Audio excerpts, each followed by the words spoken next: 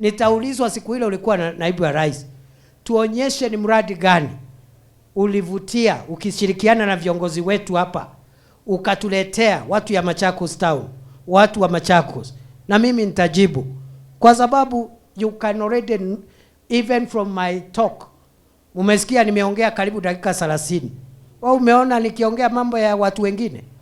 Sinaongea mambo ya serikali na ile miradi ya serikali inafanyika hapa sasa hivi. So me, I'm very clear on what I need to do. Kila mtu atajibu siku ya kampeni.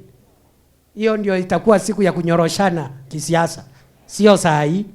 So hata hao watu ya upinzani wako na mambo mingi, watulize boli, wangoje, bado wakati haujafika. Wakati ikifika kila mtu ataeleza mambo yake mwenyewe, si kila mtu atatoa account yake mwenyewe.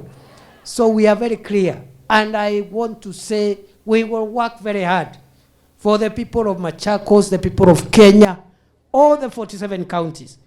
We will account for our time in office.